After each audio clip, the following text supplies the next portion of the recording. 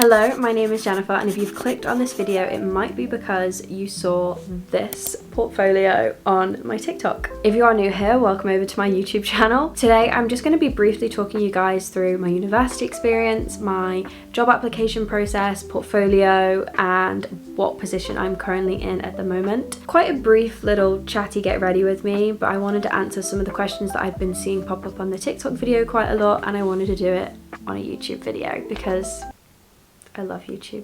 So a little break from my regular weekly vlogs, but a little makeup tutorial and industry advice as well whilst we're at it. But I'm not going to ramble on for too long because I'm prone to that, so we are just going to get started with the video. Before we get started, I just want to say makeup products and any product I use in this video, I'm just going to put down below just to tell you guys so that I don't get distracted from the actual point of this video. And I also wanted to say, please don't take my word as like Bible. I have only technically recently graduated, but I just got a lot of compliments on my portfolio, which I'm very appreciative of. I just wanted to share my experience and what I know with you guys. Starting off with a little bit of background about my university experience and how I kind of got into what I'm doing now. I think my love for social media did start when I started my YouTube. If you don't know, I've been doing YouTube since I was like 13. So I've always loved kind of being creative and editing videos and stuff. When it came around to applying for universities, I was initially applying for fashion journalism. There wasn't a lot of advice or help for people that wanted to do creative subjects at my school. So I don't really know why I was leaning into journalism. I think I just knew I wanted to be part of like the fashion beauty world, and that's what I was applying for. I'm a big believer in everything happens for a reason. I think this is very clear in this situation because I ended up accepting my offer to go study at Solent University in Southampton, but the course was actually cancelled literally like a month before I was due to go down to university. At the time I was gutted,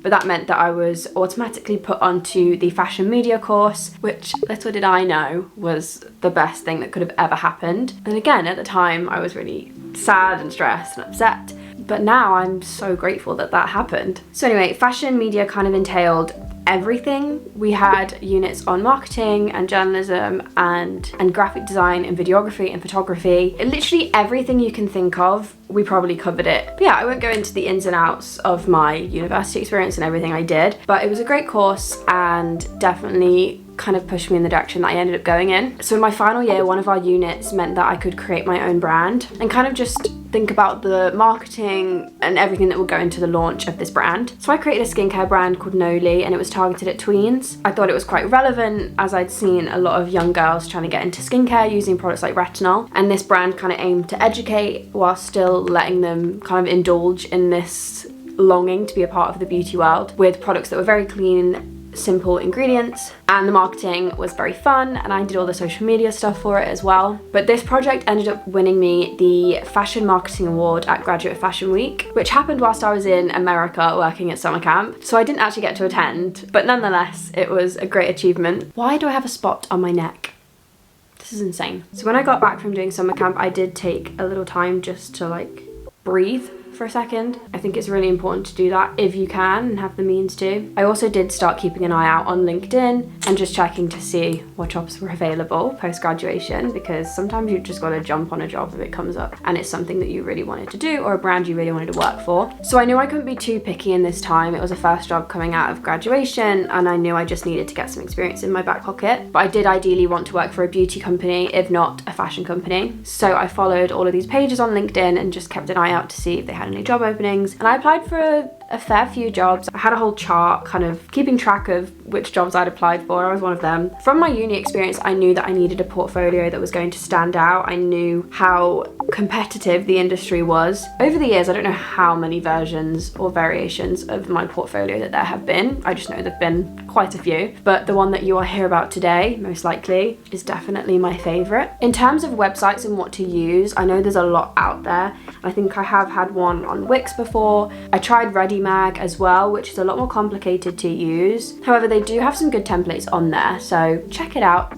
Kind of see what's for you. It really varies. It's not an all size fits one kind of situation. But I think the one thing that really shocked people when I told them was that this portfolio was actually made on Canva, and it wasn't even made with Canva Pro. I am a Canva advocate through and through. You just kind of have to know how to unlock its potential. So I wouldn't recommend using a template. I would definitely recommend kind of making it from scratch almost. But yeah, I have used Canva Pro before, but for my portfolio, none of the features that I used within it were Canva Pro. It's going to be very difficult for me to sit here and kind of talk you through every single step that I took in the portfolio. And my intent with posting the portfolio was never to kind of release a template or for people to copy it exactly. I just wanted to post it for a bit of inspiration for people and also just seeing kind of what came of it. But I will answer some of the most asked kind of questions about features within the portfolio and stuff. So literally starting with the first page, because a lot of people were asking about the phone animation. There is actually a pop animation on Canva that you can just use for certain graphics or elements within your website. That's another thing. I did use the website template, not like the presentation template or anything like that. It's the website one. Pretty much all of the elements kind of have their own animation, just depending on what page it is and what I wanted them to kind of look like and how I wanted the portfolio to scroll. So that really depends on what you kind of want to just play around with them. Another question that was asked a lot was about the fonts that I used. I think that one of the fonts was downloaded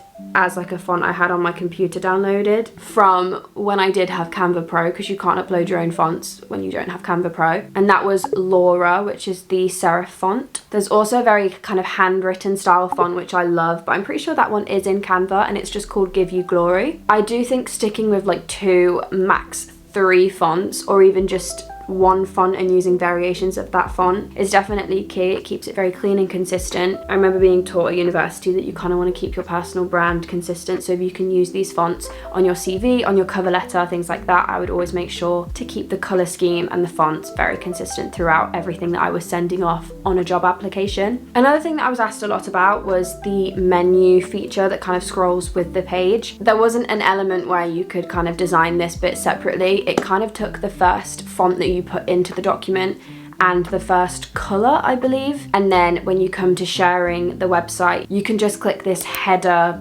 kind of tab that will keep the tab there. I don't really know. It wasn't like a feature that I went out of my way to do. It was just an option at the end whilst I was sharing it, and I thought it was better to kind of navigate the page. To change the titles of each section, you just have to change the name of each page that you're working on. So that's pretty straightforward. In terms of the elements that I used throughout the portfolio, a lot of them were just kind of stock images. So the phone at the start was a stock image, and then on the what's in my bag section, they were all stock images as well of things that I have. I mean, I don't have a Longchamp bag, but I really wish I did. But like, I literally have that phone case, so I just use stock images that I found online. A lot of people were asking about the Pinterest page as well, where I'm kind of showing my work. It's a page that kind of showcases what I have to offer and what I can make for a brand. However, I did find a Pinterest template on Canva separate to my website and kind of just copy and pasted it in there. I adjusted the measurements, the text, everything like that to kind of fit better with my website, but I did find the template on Canva, which is a really great hack to utilize. If there are any other templates you do like on Canva, you can just copy and paste them over and kind of adjust them to however you want them to fit in your portfolio as well. Someone also asked what kind of work they could put in if they didn't have any brand experience yet or any personal experience, but they still wanted to make a portfolio. So I recommended they follow @FlowCreate. She is amazing. She gives a lot of great tips on how to build your portfolio without any previous experience. You can make conceptualized marketing campaigns or anything that kind of fits into what you want to do. She talks it through way better than I ever could sit here and try and explain it to you guys. So make sure you follow her, because her account definitely helped me a lot when I was trying to apply for jobs. In terms of my thought process with making my portfolio, I wanted it to kind of be very scrapbook style, but also have a digital feel to it again. So I guess you could kind of describe it as like a digital scrapbook. It also feels very authentically me, because I used a lot of things that I love as well, like the whole British Vogue what's in my bag trend, and then using things that I have to put in my bag and then relate that to experience I have, and kind of treating the what's in my bag element as what I have to offer. And then even the postcard at the end was kind of a way to show that I love to travel, and it had a picture that I took in San Diego, which is one of my favorite cities. And then of course the Pinterest layout. I am obsessed with Pinterest. I'm always on Pinterest. I kind of always want my work to look like it belongs on Pinterest, so I thought what better way to showcase my work than to put it on a Pinterest feed. That's kind of why I never really wanted to share my portfolio as a template. I think it's important to create a portfolio that's going to stand out and not copied. Not that there's no harm in copying. I think copying comes in all forms. You take inspiration from so many places. I've definitely taken inspiration from a lot of portfolios that I've seen on TikTok, and I just wanted to be part of that inspiration. However, my portfolio is still very unique to me and what I love and my work as an individual. So I think that's a very important element to consider whilst you're making your portfolio. Make sure that it's authentically you and that it showcases you as a person and a creative. In terms of tips when sending out your portfolio for a job application, most of the creative jobs do ask for a portfolio of work. So I don't think you'll ever be applying for like a social media marketing related job or a content creation job that doesn't ask for a portfolio of your work. I would just always attach it in where they asked, and if there wasn't a separate space for it, there normally was a separate space for any of the links you'd like to share, and that would be where I would put my portfolio in. It's also important to link your portfolio on your CV and have your CV linked on your portfolio, so there's always just that cross link between the two. Same with my cover letters. As I said, I always kept them very consistent, but at the bottom I would always have a link to both my CV and my portfolio, so that if they're reading the cover letter first, they can very easily navigate to the CV or to the portfolio. Going back to kind of the conceptual campaigns that you can create if you don't have any industry or as much industry experience as you would like. I have created some conceptualized campaigns throughout my time of job applications and also within my uni experience as well. I definitely think these help, even if it's just getting you more experience in how a campaign deck should look and everything that kind of goes into a campaign. I think collaborations are the main thing that I would stick to, so kind of incorporating two brands into one for maybe a pop-up event or a new product launch. It's a way to kind of show you know how to integrate two brands, and it shows that you really understand their consumer audience as well. I feel like I can't talk whilst I'm curling my lashes because I have a little fear that they're all going to be cut out of my eye socket.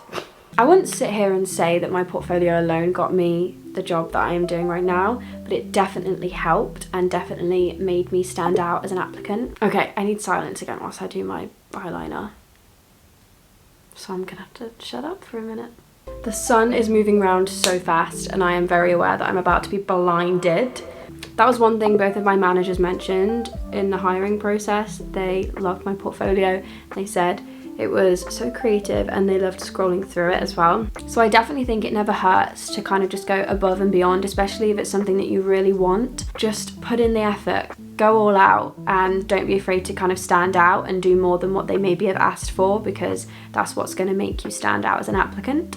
I love YouTube. YouTube is always my priority. However, the lip combo, I'm going to be doing it off camera for a TikTok. I feel like we've done a 360 around my room just to avoid the sun. Quickly run you guys through my lip combo. So the Refi Blur Liner in Opal, the Mint Balm.com, love until it separates. Kosas Wet Lip Oil in Unbuttoned. This is just the mini one. I got it for my birthday at Sephora. So just to talk a little bit about my position and the job that I'm in right now, I'm currently working for Revolution Beauty, and I'm a brand content creator for them. I'm absolutely loving it, and I'm so grateful to be a part of such an amazing team and such an amazing brand for my first industry role post-university. And I'm in the beauty industry too, which is what I ideally wanted. If you guys have any other questions about my portfolio, please leave them down below, because I know I didn't cover everything, but I just kind of wanted to answer the most asked questions in a YouTube video rather than doing it on a TikTok. Thank you for all of the nice words on the portfolio video. I really appreciate it, and I hope this video helped you in any sort of way. I think the real takeaways are Canva. It's a more powerful tool than you may initially think. 2, make sure your portfolio is completely uniquely you, and just take inspiration from things that you love and things that you see. And 3, everything happens for a reason. But yeah, I hope this short little Q&A chatty get ready with me helped you in some way. Back to vlogs next week, and I will see you next Sunday. Bye!